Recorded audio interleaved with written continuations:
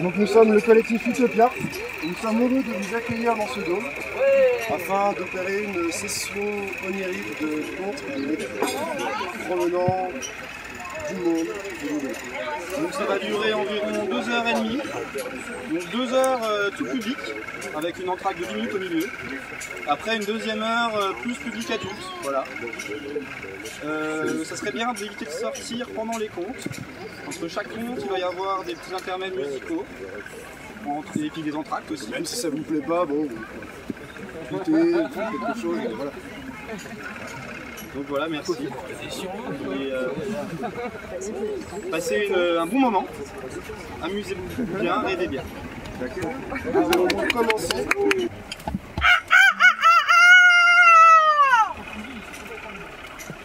Le premier chant du coq réveille Epaminondas. Il s'assied sur sa natte, attache son pagne et met un chapeau sur sa tête. Epaminondas pend à son épaule un léger sac en bande de coton et ouvre la porte de la hutte en disant « Passe une bonne journée, ma mère. Salue ta marraine de ma part et tire bien les seaux du puits. Ne t'inquiète pas, je serai aussi fort que le général Epaminondas dont tu m'as donné le nom. »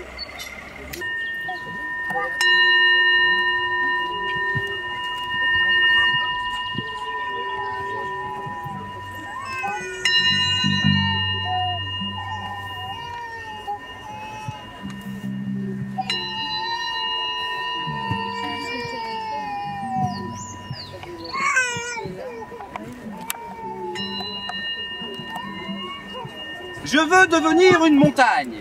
C'est vrai, qu'est-ce qui est plus fort qu'une montagne? Rien du tout. Il devint donc une montagne. Il se trouvait là, inébranlable. On le voyait à des lieues à la ronde. Il pensait qu'il était enfin devenu le plus fort de l'univers. Quand il sentit quelque chose de minuscule dans son flanc, une douleur, quelque chose le dévorait de l'intérieur. Mais qui est plus fort que moi? Qui est plus fort que tout? Il regarda plus attentivement et découvrit un petit tailleur de pierre.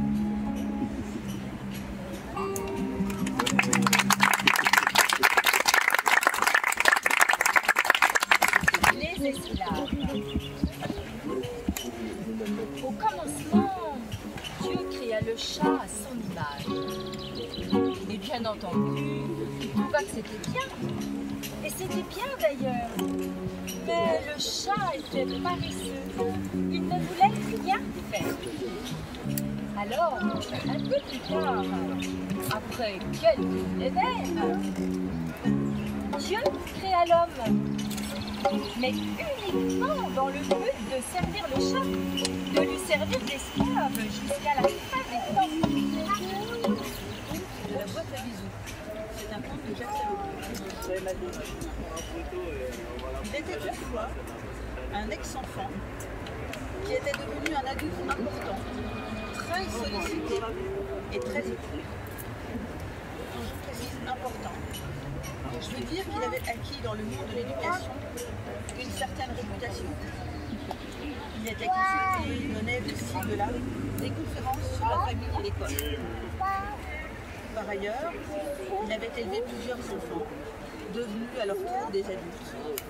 Et depuis quelque temps, il songeait à prendre sa retraite professionnelle, sans y parvenir, pour se consacrer au jardinage, qui était sa grande passion. Les trésors de Papique. Sachou aime beaucoup son papy. Son papy a une longue barbe qui pique. C'est pour cela que tout le monde l'appelle Papique. Papique, Papique, Papique. Et paf, il avait un ballon, le ballon explose. Oh mon ballon, Papique, pourquoi ta barbe elle pique? Oh, c'est à cause des trésors que je garde dedans, Sachou. Les deux enfants racontaient des histoires, jouaient aux devinettes ou soignaient leur petit jardin. L'hiver, ce plaisir leur était interdit. Mais chaque jour, au sortir de l'école, Kay retrouvait son ami chez sa grand-mère. Au dehors, la neige tourbillonnait en épais flocons. Ce sont les blanches abeilles de l'hiver, expliqua l'aïeul. Leur veine est parmi elles, c'est la plus grande. Et elle seule remonte au-delà des lourds nuages noirs. Parfois, elle s'approche des vitres où son souffle glacé dessine des fleurs de givre. Et attention, il lui arrive d'enlever les enfants qu'elle choisit. Le bal des gourmandises avait lieu à la pâtisserie Les Délices, rue des Douceurs. Ce bal regroupait les stars des goûters, celles que l'on s'arrache à la sortie de l'école et qui fondent sur la langue des plus gourmands. La soirée commençait à être fort joyeuse. Monsieur et Madame Galette des Rois trônaient sur l'étagère la plus haute, avec leurs belles couronnes, tandis que les sucettes se tenaient bien droites près de la piste de danse. Le robot et le cornard. Fable d'anticipation scientifique. Figurez-vous que par un beau matin de l'an de 1981, un monsieur au cœur tendre venait soudain d'apprendre que sa maîtresse le trompait. Et le pauvre se lamentait en contant son malheur à qui voulait l'entendre. À quoi sert, disait-il, que le temps soit vaincu? À quoi sert ce progrès dont les siècles se parent? À quoi sert d'avoir tant vécu? Il n'y a plus de chef de gare, mais il y a toujours des coquilles. Récoltes, animaux, même les meubles roulaient pêle-mêle. Les hommes, désespérés, s'enfuyaient et les eaux se précipitaient à leur poursuite. Personne cependant ne fut noyé. Mais Bertrandon perdit les 3/4 des moutons qui lui restaient encore. Il eut beau chercher sous les décombres de sa maison, il ne retrouva pas son pas de laine. Et ce fut la grande vengeance des génies de la forêt. Si mon histoire vous paraît un peu semblable, allez dans les vallées des Pyrénées. Vous y verrez des roches unies et sèches, des prairies maigres, des villages ravagés par les inondations. Et les gens du pays vous diront qu'il n'en était pas ainsi autrefois, quand les flancs de la montagne étaient vêtus de larges forêts et qu'au bas des pentes jaillissaient des sources fraîches. Ils vous diront peut-être aussi qu'on essaye maintenant, à grande peine et à grands frais, de reboiser les Pyrénées. Mais soit que la montagne y mette de la mauvaise volonté, ou soit que l'homme soit trop faible.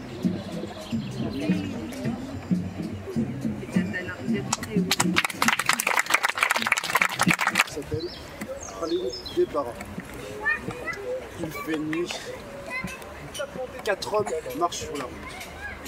4 hommes étranges. Le premier est complètement aveugle. Le deuxième est sourd comme une pierre. Le troisième est estropié et marche avec des béquilles.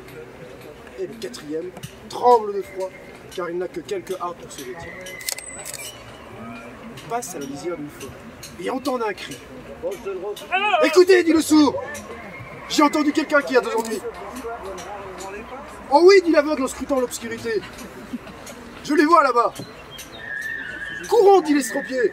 Allons les secourir. »« Oh non, dit l'homme vêtu de harde. Ce sont peut-être des voleurs. Ils pourraient nous voler nos vêtements. »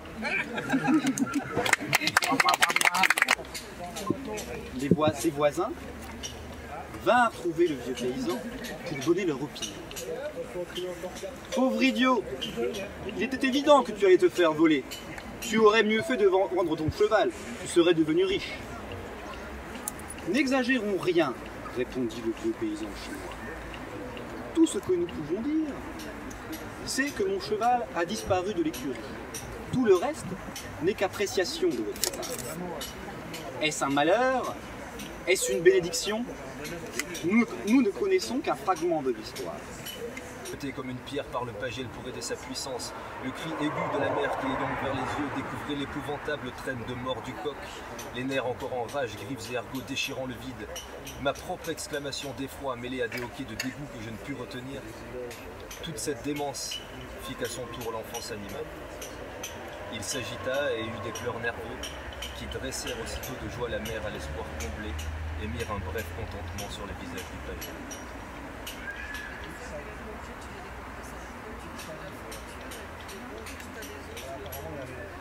Venait-on de le guérir d'un mal de langueur ou venait-on de le donner, de le damner au diable?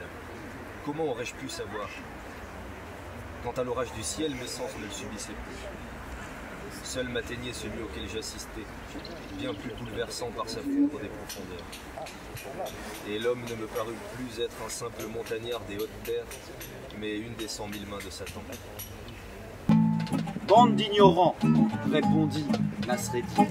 Ceci n'est pas une souris ordinaire, c'est une souris savante. Et vous pourrez le vérifier de vos yeux. Désirez-vous manger chez moi à midi? Bien sûr, répondirent-ils, si tu nous y invites. Nasreddin se tourna alors vers la souris dans la cage et lui dit: Toi, la souris, ouvre grand tes oreilles.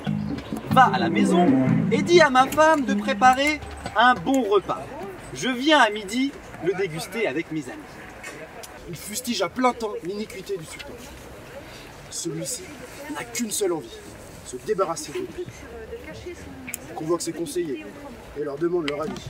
Ils sont unanimes, il faut le tuer. Le souverain craint les émeutes. Il cherche une solution plus prudente. Le vizir a une idée. Sultan du temps, cet homme est un ivrogne et la consommation d'alcool est interdite dans le royaume. Il suffit de le faire suivre et de le surveiller. Quand on le verra boire, on le saisira et tu le banniras. Ainsi, tu en seras débarrassé sans créer de remous dans la population. Très bonne idée, dit le roi. Mettez une centaine d'hommes derrière lui et celui qui nous permettra de le prendre la main dans le sac sera récompensé. Ce n'est pas les volontaires qui manquent. Dès le lendemain, l'homme est suivi par un essaim d'indicateurs zélés. Ils le suivent comme son ombre et ne le lâchent pas d'un pas.